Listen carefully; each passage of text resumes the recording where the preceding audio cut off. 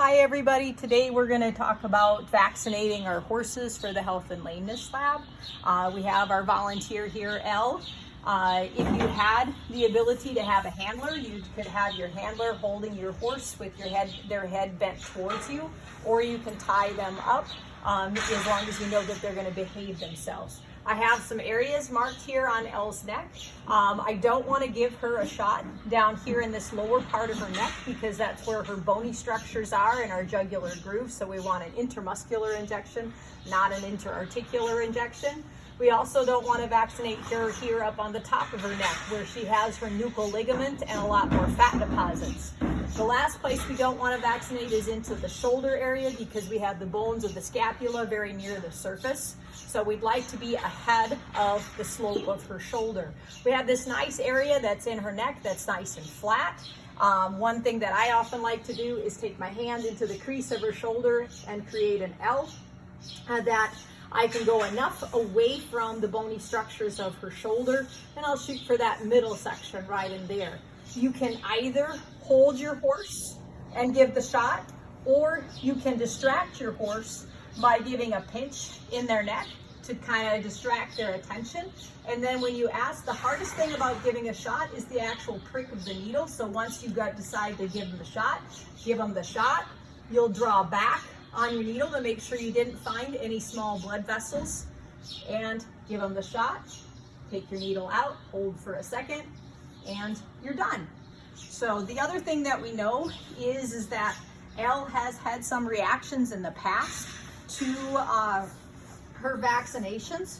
So one of the things that we're going to do for Elle is she's going to get a anti-inflammatory of Banamine. So we're going to do an IV injection on Elle here also. So one of the things that we'll do is we'll make friends with Elle here.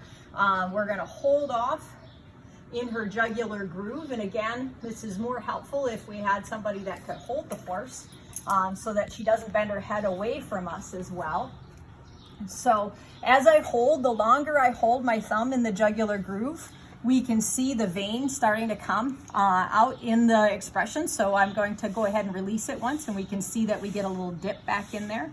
The area we want to do an IV injection is not in the upper third of her neck because we have too many structures too close to the surface, including the carotid gets too close up here. We also don't want to do an IV injection down in the lower third of her neck because her jugular vein goes deep into her body at about this point. So the middle third is where we're shooting for. So when I hold my thumb, I'm going to hold at the bottom of my middle third of her neck, and I'm going to wait for her vein to be exposed. The longer I hold, the more the blood will pool in that area. So as I can see, I have my muscle here, trachea there, my vein is coming, and wherever her neck is, the angle, I want my needle to be going up at that angle. I sit the bevel towards me. I'll set the needle against her neck, and again, we're going to go right on in. We'll draw back, get a whoosh of blood.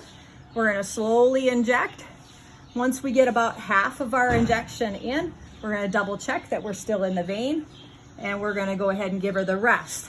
I'm going to take my thumb away, put it up above, draw out, and hold for just a few seconds, and we're all good.